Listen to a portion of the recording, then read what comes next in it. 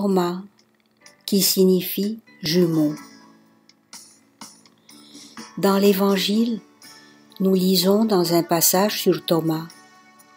Thomas, qui veut dire jumeau. Que veut dire cette précision? La signification d'un nom a toujours de l'importance. Pourquoi donc ce détail est-il mentionné?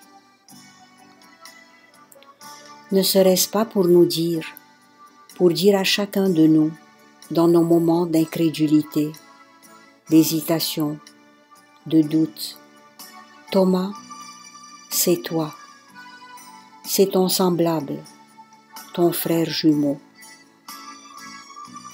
celui à qui tu ressembles parfois très fort. Ne nous arrive-t-il pas à tous, à chacun de nous, de douter comme il l'a fait, surtout dans des moments de grande souffrance, surtout quand Dieu se tait. Les craintes qui nous traversent, les questions que l'on se pose, nous font toujours du bien. Il ne faut pas s'en effrayer, car elles nous poussent à réfléchir, à chercher, à approfondir. Et si nous sommes sincères dans notre quête de vérité, nous la découvrirons. Oui, dans ces moments d'intense détresse, Jésus ne nous repousse pas. Il ne l'a pas fait pour Thomas.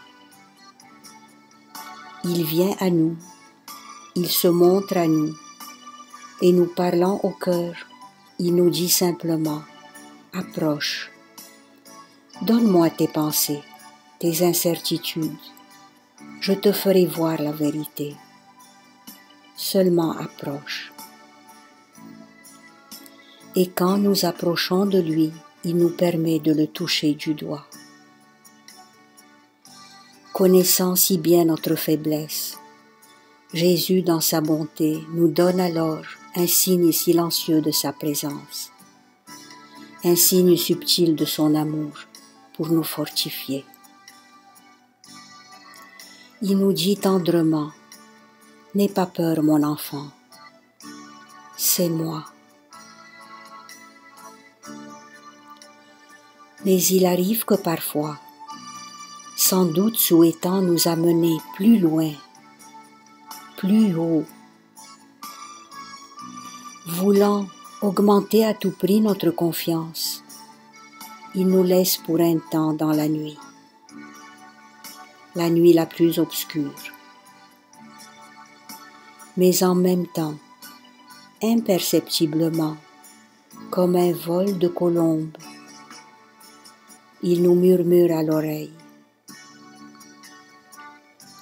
Heureux, doublement heureux, celui qui croit sans avoir vu, celui qui croit quand il ne voit pas encore.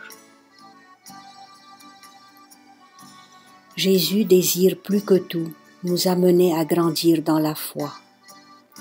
Ce mot si petit et pourtant si grand, qui restera toujours la grâce des grâces.